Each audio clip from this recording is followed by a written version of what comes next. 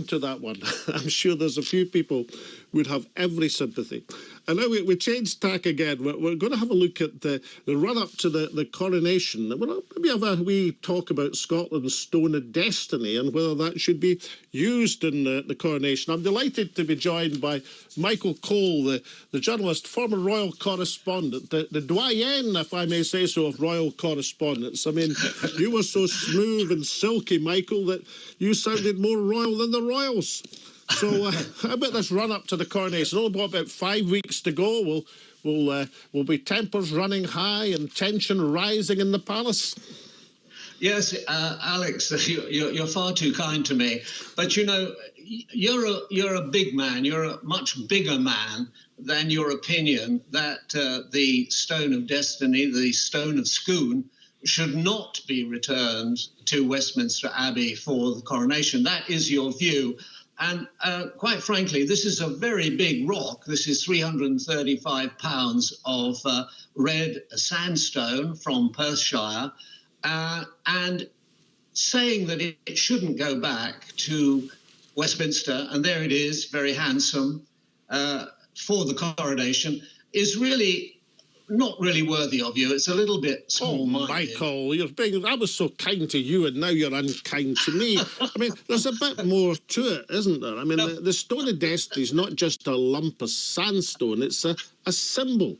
A symbol of Scottish sovereignty, stolen by Edward Plantagenet 700 and more years ago.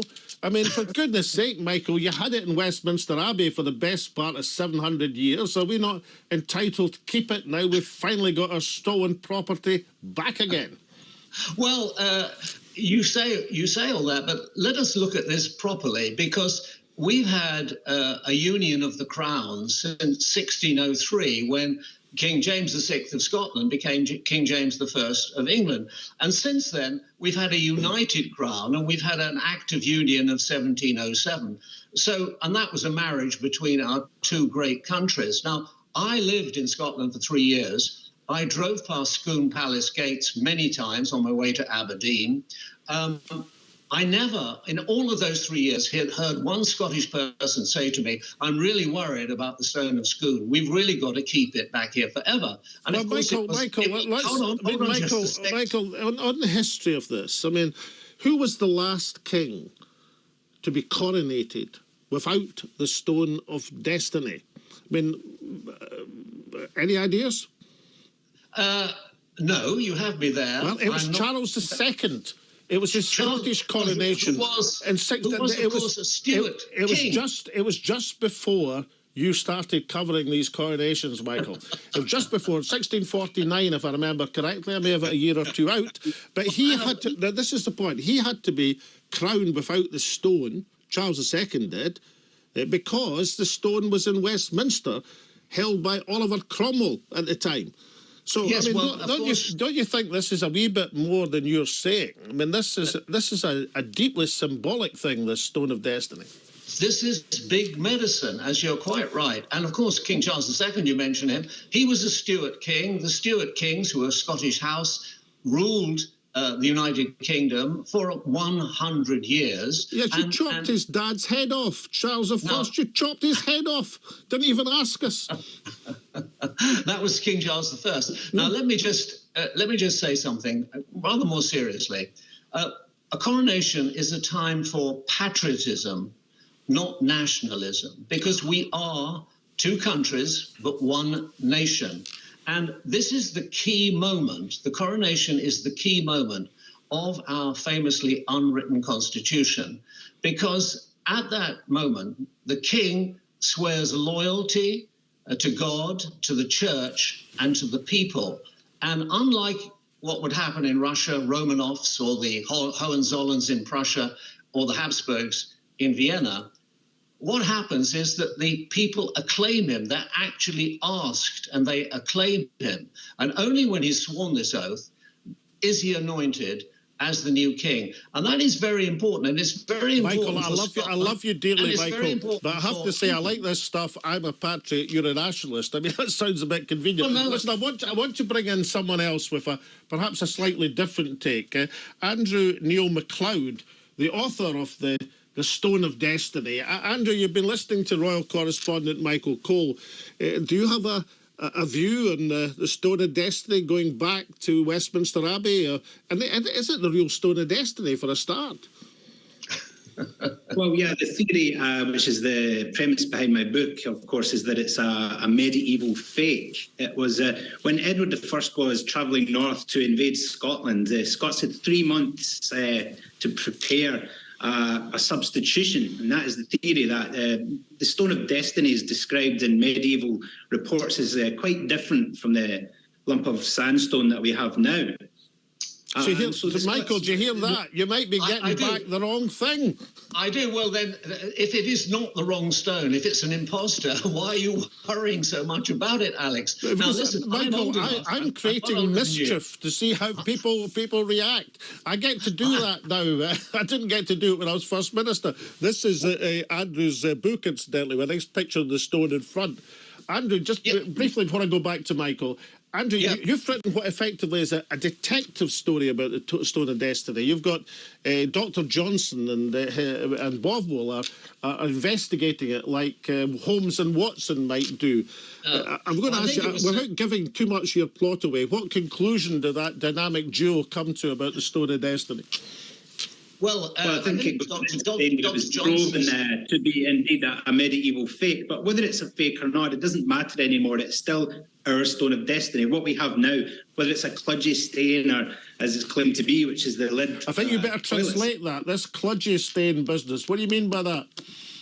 Kludgy stain is the lid that's used to cover a toilet cistern. And some theories are that it was replaced, of course, with this useless lump of sandstone. But so Charles III might be sitting on a kludgy stain. Is that what you're telling us? Yeah. But for 700 years, it has been used as the coronation stone. So to all effects and purpose, it is the coronation stone. It's a symbolic relic. And yeah, my opinion, of course, I share your opinion, Alex, that it should remain in Scotland. There's a recent Daily Mail article from yesterday. I heard that Charles III is in fact coming to Scotland after his coronation to receive the honours of Scotland. I think you mentioned Charles II was the last monarch to receive the honours, which is the sword and the sceptre. No, not the last monarch to receive the honours. That was Her Majesty Queen Elizabeth, Queen of Scots.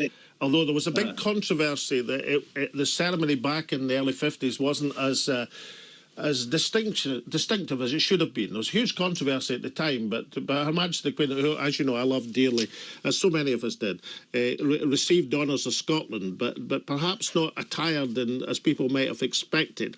Michael Cole, that's a point that Andrew makes. I mean, why wasn't it possible, given your unity of the kingdoms and all that sort of stuff, to have a Scottish coronation as well as one in Westminster? Was that considered at all, or should I have put it in as a Privy Council and as a wee suggestion for Charles? Well, if the sovereign is to be crowned, it only needs to be crowned once in a united country, and that's what we are. We are the United Kingdom. And you mentioned Dr. Johnson, who I actually think should be the patron saint of journalists, not St. Bride. And of course, he said, as reported by Boswell, the finest prospect a Scotsman ever sees is the high road to England, or words to that effect. I wouldn't comment on that. Of course, you wouldn't say that, would you? But listen, this is far more important than mere considerations of nationalism. This is our country. Let me just tell you something. Tommy and Jock have spent too many months and years in foreign foxholes to be broken apart. This is one country. But Michael, you see, the problem with that, as I've told many people. Can I just say that Charles III himself is not averse to coming up to Scotland and being crowned on the stone in Scotland, whether in Scone Abbey or in Edinburgh Castle. So it's actually the Westminster who are blocking this and insisting that for a third time it's taking across the border. Michael, I'm going to draw you on to one more thing. This is a splendid debate. I think we should have you pair for a whole hour sometime, because the history, I think, really matters. The only thing I say to you, Michael, is that my father fought for this country, but a more loyal Scottish nationalist you would never have found. So I don't think we should play the patriot card. But I do want to ask you one thing. It's reported now that Joe Biden is not coming to the coronation. And they're saying about the president's stamina if he makes repeat visits across the Atlantic, but that seemed very strange. I mean, if he's fit enough to be president, surely he's fit enough to attend the coronation. Well, let me just say that first of all, the important thing is that when the stone was returned and is now kept at Edinburgh Castle, although I understand it's going to go on to Perth to a special museum later, there was an understanding that it would be returned for the coronation or future coronations. You can't put conditions on return of stolen property, Michael. You should know that. But look, on this Biden thing, please, what do you think? With your experience, what do you think about the president snubbing the coronation? President Eisenhower did not come to the Queen's coronation on the 2nd of June 1953. And when Prince Charles married Lady Diana Spencer, President Reagan didn't come. His wife came, and I'm quite sure that Jill Biden will come and there will be a delegation from America, as is only right and proper. But everybody else from around the Commonwealth, and that's a great celebration. It's a great patriotic occasion. I don't think it should be spoiled by small-minded arguments. Let us celebrate. Let us have a day of patriotism, not nationalism. Let's put this behind it. And I Michael, think that was my excuse. That was my excuse for getting you on the programme. I mean, for goodness sake. This is history, and people love history, and they know their traditions. And I want to thank both you, Michael, and indeed Andrew Neil MacLeod for contributing to what has been a fabulous discussion on the artefact, the symbolic stone of destiny, and the role it may or may not play in King Charles III's coronation. We now move on to caller John in Glasgow. You want a wee comment on the stone of destiny? Yes, Alex, how are you doing? It's interesting. The British, of course, have got this history of going to other countries to help them out. And in the process, they tend to want to steal things like the Koh-i-Noor or the Stone of Destiny or any artefacts they can steal. And whether you look at all of the sort of Sir William Burrell going across countries and bringing things back, this is just colonial theft. That's all it is, plain and simple. And what about Michael Cole's point that when it was returned in the mid-90s by Michael Forsyth, the former Secretary of State for Scotland, if I remember correctly, then there was some sort of condition that it would be sent back for the coronation. Aren't we kind of obliged to do that? I think, first of all, anything Michael Forsyth says would be taken with a bag of salt the size of the Stone of Destiny. But I think, secondly, that the concept that we need to return something to someone else for their crowning of someone who is not universally popular in Scotland, in most people's view, very few people in Scotland share the same royalist views as England. And we see that in the lack of street parties, that, thousands of street parties in England. How many were held in Scotland? To my knowledge, 2.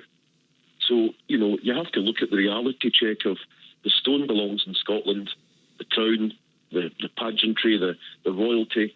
They can have that all day long. It's not something I think most Scots would keep. And John, would you not think that King Charles, I should give him his proper title, would he have not been wise to have a Scottish coronation? I mean, is your opinion, or to hell with a lot of them, basically? The sooner we see the back of them, the better. I mean, but would it from the point of view of the monarchy, not have been a clever move to say, well, I'm having a Scottish coronation to show that, in my view, these kingdoms, the King of Scots as well as the King of England, would that not have been an idea? I think it might have been to reach out as a human being, but to reach out as a colonial power when taking back our stone, I think it's all a bit cheesy. It's almost like what we used to call the house jock. They come up here and they dress up in the tartan to make them feel like part of us. And I think that, for me, it's a bit cheesy. It's a bit like you and I going abroad for a holiday and putting on one of these grass skirts when you get to Honolulu. It's a bit cheap. But we might go. I mean, if Scotland were playing, we might be donning our own skirts and tartan to be part of the tartan army, John. No. Well, definitely, but it sticks in my throat when some of them sing a certain song and then go away and vote no. But I'll leave it at that. John, thank you so much for contacting us with some strong views on the Stone of Destiny. Now, when we come back, we're going to ask someone about the bad behaviour epidemic that's streaking the United Kingdom. Apparently, somebody used to have to deal with bad behaviour in the House of Commons, so we'll be asking the former Speaker of the